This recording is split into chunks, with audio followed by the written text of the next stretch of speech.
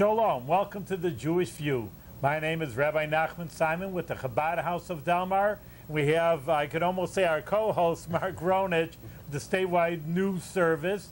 And we have a special guest with us today, our own Assemblyman Steve McLaughlin. Steve, if I can call you by your first name. Absolutely. Welcome to the Jewish View. Thank you. I should say again, because you have, must be you're doing well over here, so we have you for reruns over here, not reruns, but...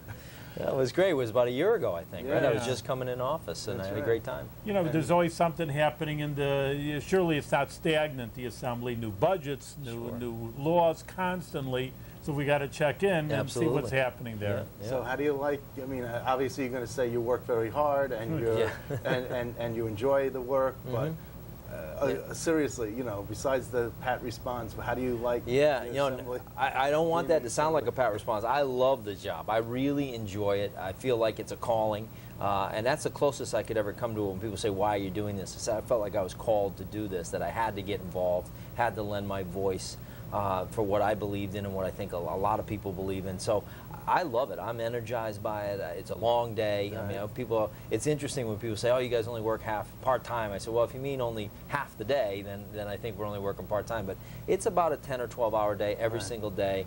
But there are times when you take a break and you recharge yourself. There are. I have And- two and, kids. Yeah, you have to go on vacation. You have to take time off. Yep. Everyone does. Yep. So what do you do on your time off? Do you travel? Do you go on a cruise? What do you do? Yeah, my wife and I were able to get away for a few days down to Florida, but it was really a long weekend, but it was a great time because we hadn't been away for a little bit.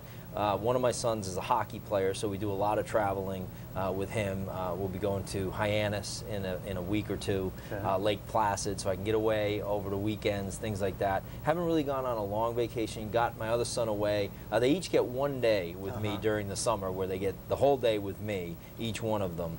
And they certainly have time as well, but they get one special day where they get to spend it with me. So my son and I were able to go down and go golfing down in the Catskills for a day. Had a terrific time down there. So we sort of, not really long vacations, but a lot of short little breaks. Are you the type of guy, even before you were in the Assembly, that would go away for a week at a time, or are you one of these guys that just likes long weekends? Yeah, I kind of, if I go away for a week, I start to get a little antsy. I can't sit on the beach for 5 how I days. am. You know, I can't. I can certainly go to a nice, warm, tropical location, but I want to go golfing a day or two. I want to do some sailing or some fishing or things like that. I'm not a guy that can just sit on the beach for 5 days. Well, so. the only time I'm going to be on a beach for 5 days is if I'm homeless. That could happen. And then I'm going to be in a beach, and that's where I'm going to. That's where you're going to be. Go. Yeah, well, God not under forbid. not anywhere else. Not in a cardboard thing, or not in a cold climate. Just on the beach. I'll be on the beach in a warm climate. There you go. If No, you're going to be homeless, you might as well enjoy it. You might as well enjoy it, yeah. I get to squeeze in little breaks, but you know, I'm energized by the job. I mean, it's really a lot of fun. I have no problems with the job at all. What's your focus? What's your? I know that you're on the Small Business Committee, and that's a big part of what you're doing because you were a banker in your other life. Absolutely. But what other? What are the passions of it in terms of issues do you have? Yeah, and it's interesting how that sort of evolved into different things from what you think it might be when you come in. I certainly have an intense focus on the private sector. And I always say, I have nothing against the public sector, but we all can't work for the public sector. We need a healthy, vibrant private economy. So you saw the other day in our committee meeting where I was questioning how to make New York more business friendly. That's a big focus of mine. What can we do to make New York more business friendly? Get out of the way of our entrepreneurs, encourage them, help them. That is a big focus. But also, what's very interesting, I spent a lot of time on the social service aspect of things, which people might not think. They say, well, you're a conservative Republican. But the way I view this is, the way I think government acts best is when we're helping the people that need it the most.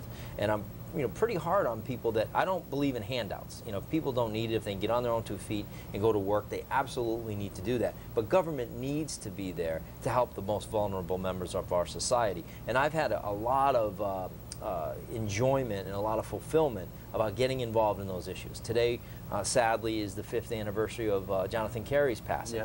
And we had a press conference today, and I was proud to sponsor a resolution honoring Jonathan's life.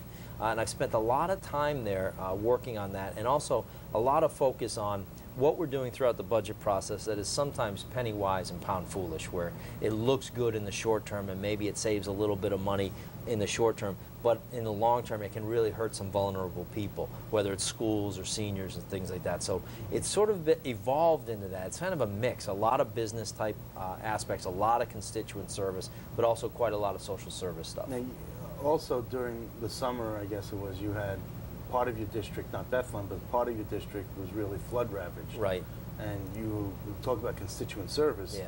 You were out there, you were all around, you weren't just putting out press releases and snapping pictures like some of the legislators had been doing. Right. You know, one legislator was on vacation, the governor went to his district, he came in from vacation, snapped a few pictures and went back on vacation. Yeah, not a good move. Not a good move, but no one knew. Right. So he got away with it, and he's a long timer.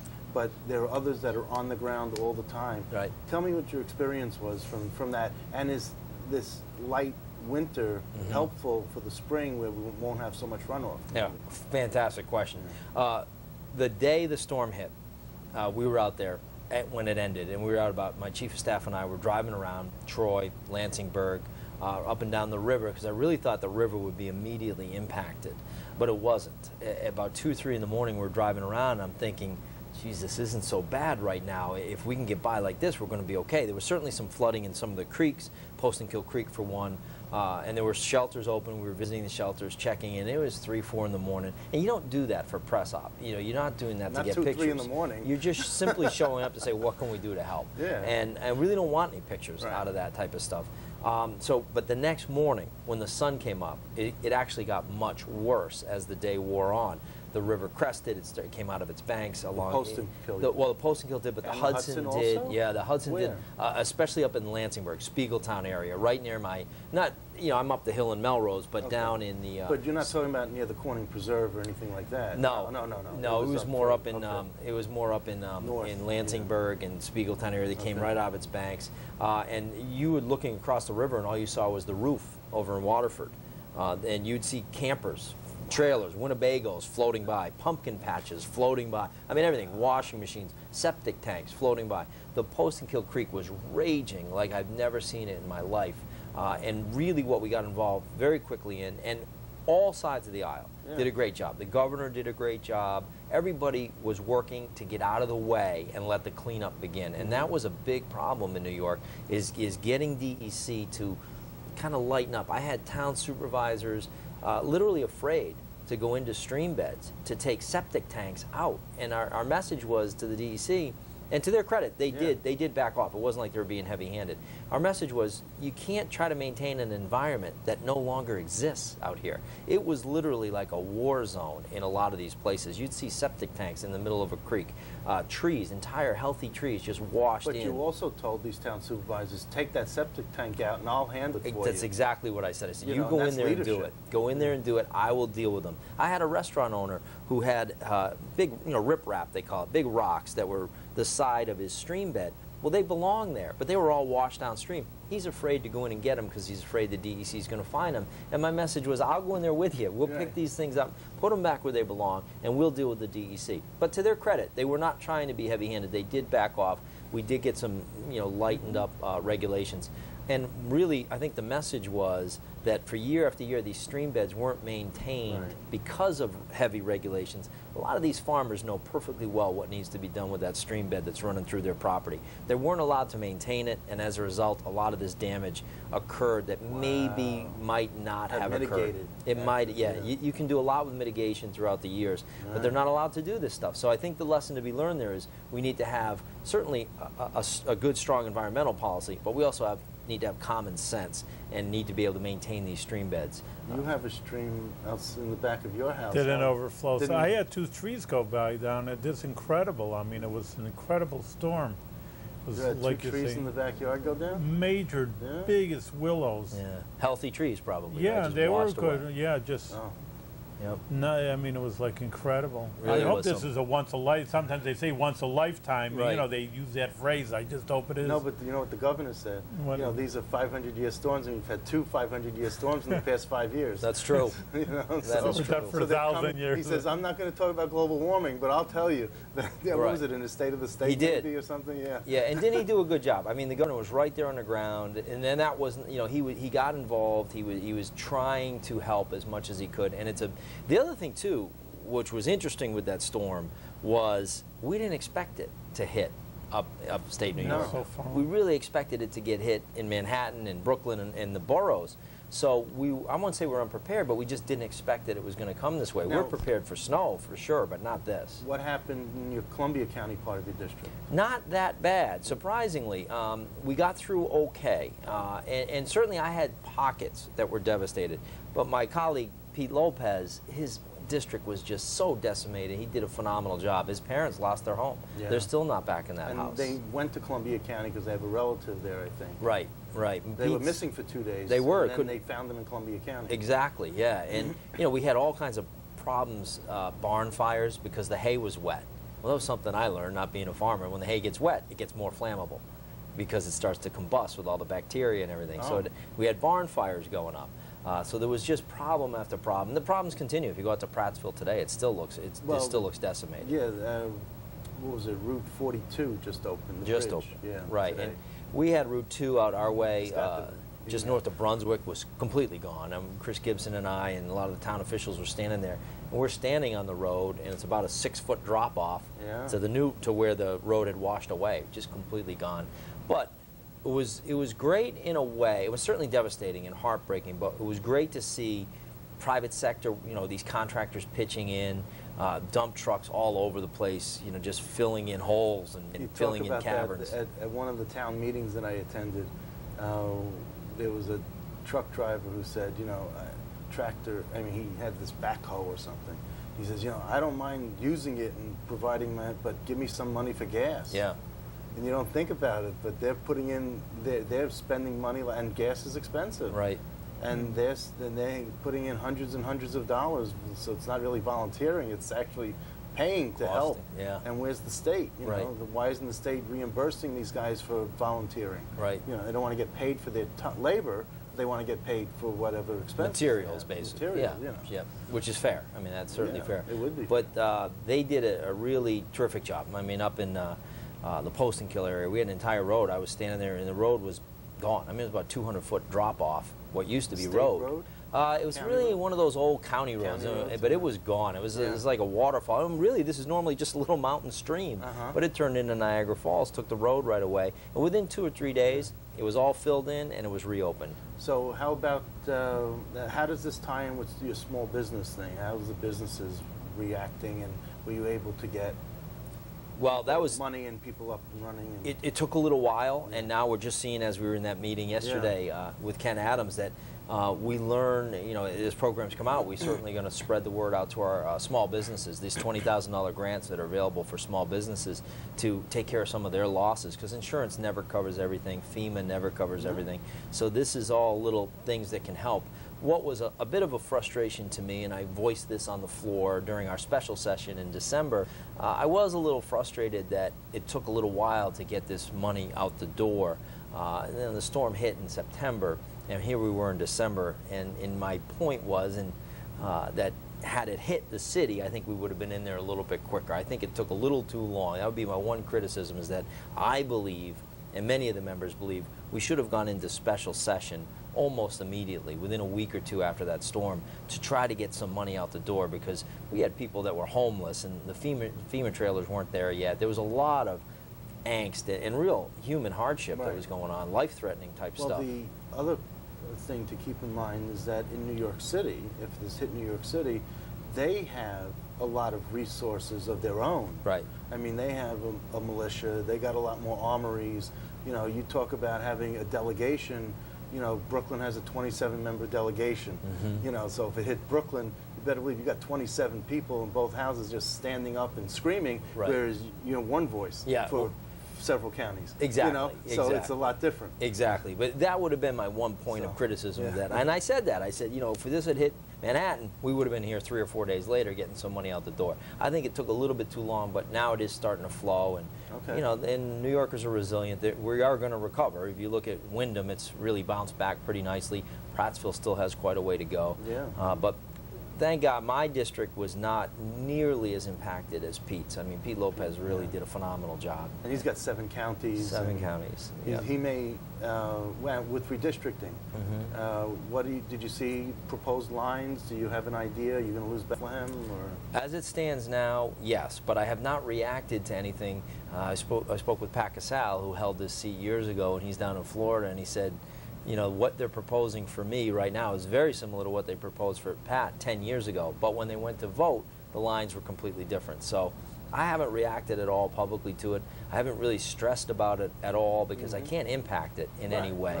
I can only react to what I'm finally going to vote on. What does the Pat Casal district look like? Yeah, right now it looks like, as proposed, it would pull me completely out of this side of the river on the west side.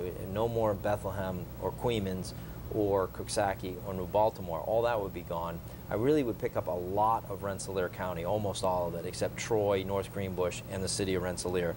I go north into Washington County, which is new territory for me, White Creek and Cambridge, but very similar communities to Rensselaer County in that they're kind of farming type communities. And then I turn south, a little bit more south into Columbia County than I currently am. So I keep Kinderhook and Chatham and New Lebanon, I lose Stuyvesant, and I pick up Austerlitz, Canaan, and Hillsdale. So from the Connecticut border to the Massachusetts border to the Vermont border to Albany. So instead of a river district, it's a border district. It's a border district, yeah, exactly. Well, we will miss you. Oh, and I love Bethlehem. I've had a great time. And Bethlehem loves you because I saw you when, you know, we had the swearing-ins and all that. I mean, there was a love fest here for you. Wow, thank you. I mean, we've worked very hard. I mean, this is a great town. You know, all my towns are great. And that's the thing, it tugs at you a little bit because you don't want to lose any of your territory because you establish relationships and you have a great time. Everybody has different needs, which makes the job very, very fun. But it is what it is, and you never know. We may go into vote, and I might be right back here. I might pick up some more. You never know. So I'm just waiting to see. Rabbi Simon, you were at the swearing-ins. You saw what the love fest was for students. Yeah, no, that's good. It really, you know, people, you know, listen, let's be honest. People always make jokes of politicians, but on the other hand, I mean, I've always seen it, you know, just dealing with people, talking to people over these many years, is just, you know, someone who's real and does something is appreciated. You know, you could talk and, you know, their talk is cheap, like they always say, and it is. But, you know, when you could see someone who does something, and that's, you know, that's what we saw there. Yeah, people do appreciate someone who's, like what you're saying, honest and hardworking, not just getting in front of the camera saying you're doing something when these people don't do too much. So under these proposed plans, who is likely to have Bethlehem? Is that going to be up for grabs or what? As it stands right now, Jack McEnany would pick up Bethlehem, but he wouldn't pick up Queens. That would, I believe, right now fall into, I think, Pete Lopez's district. So Pete, as bad as it is now, his district, and not a bad district, it's just huge 7 counties. The poor guy is going to stretch from Columbia County to Utica.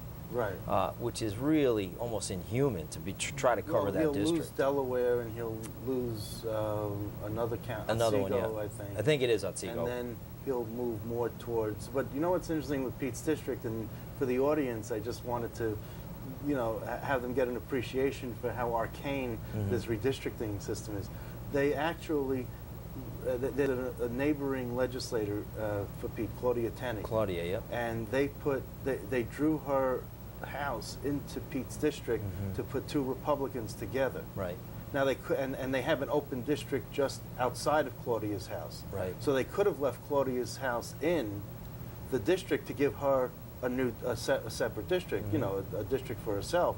But instead, the Democrats in the Assembly who are drawing the lines are being political with this. It's so obvious that they put 2 Republicans to run against each other, and Claudia, who's a freshman, and Pete, who's a veteran Assemblyman. Claudia just said, "Well, you know, I'll just retire. I just won't run again." You know, tentatively. You know, and Pete would have, I think, still 7 counties. Still be 300 miles long, but it would go a little bit further north and just as far west, pretty much. You would pick up Herkimer and Oneida. I mean, it's just It's too much territory mess of for one dish- person It is to too care much. about It's over here. really too much. because they have to drive everywhere. Yeah, and Pete runs a biodiesel Jeep. You know, I always say my cholesterol goes up when I drive behind you. You're burning off all that cooking oil. But, you know, Pete hustles everywhere. And we're very hopeful that Claudia and Pete will get uncoupled, as they say, and they'll each have a district to run in, because it's not really fair to have people fight it out like that. No, and it's unnecessary too. Yep. You know, if there's a challenger and a newcomer who wants to challenge an incumbent, that's all fair. You Right. know? But Exactly. just for the sake of, I mean, it wasn't even close. I mean, they drew the line just a little bit more just to include her house. Right. It's just ridiculous. It is. So, And we do remain hopeful. We're waiting to see. That's why nobody's really overreacting. well, on the Senate side, 3 Queens Democrats are facing each other. Same thing. Really? Because of the same thing. Yeah. The same way the Republicans in the Senate drew the lines. Yep. They just drew people's homes together so that they Yeah. would have to face each other. Yeah, it's unfair on both sides. It doesn't matter Yeah. whether the Republicans doing it or Exactly. Democrats That was doing it. my It's point. just Yeah. it's a nonsense thing to do. I don't agree with it, and we're hopeful that things kind of work There's going to be a themselves special out. master. The judge ruled recently that the special master should be called in to do these lines because the legislators apparently haven't even touched the congressional lines, and you got to start circulating petitions March 20th. Yeah. Imagine In that. 3 weeks. And as easy as this winter has been, Yeah. and we were talking about how easy the winter's been, it's been a great break for us to have an easy winter. You never know, it is the Northeast. You could have a foot of snow on March 20th, and you're up here trying to get petitions done, and it might be 10 degrees out. You just don't know what we're going to get winter-wise. And it makes it a very short cycle, and it makes it very, very difficult for any challenger of either party. And that's why they do it. Exactly, The yeah. Incumbency Protection Plan, the IPP. IPP. Now, the governor has said he's going to veto, and he probably Go to will. courts. He probably Go to will the veto courts. these Yeah, lines. that's so. why that's why the legislature is doing this, because they have no hope. They're saying, all right, he says he's going to veto it, let him veto it, we'll play our games, we'll have our fun drawing the lines and the Crayola, the crayons in the inside the lines and all, Yeah. keeping it inside the lines. Yeah. And then, let the judge do it. That way we can't be blamed for anything. Interesting, And- though, in but that's Texas, the judge basically took a hands-off approach and was much more, it's up to you guys, you figure it out. Well, so. the problem in New York State is that we're losing 2 seats, so Right. we can't still elect 29. We can't do it next year or the year after. That's right. Like we did in 1965, I think. We had an election in 64, 65, 66. And, but we can't do that now Interesting. because we have the congressional elections where we have to lose 2 seats. So we can't elect 29 people to the Congress, and then there's no seat for 2 of them. It's amazing. What a year it's going to be. Presidential, redistricting, it's just everything's coming at us this year. It's going to be very interesting. Imagine trying to run for Congress and you have to raise a couple of $1 million and you have no idea where your lines are going to be. Now, there are some Assembly members who want to get out and run for Congress. Right. And so there's going to be all shifts after November. That's true. And there's going to be special elections again.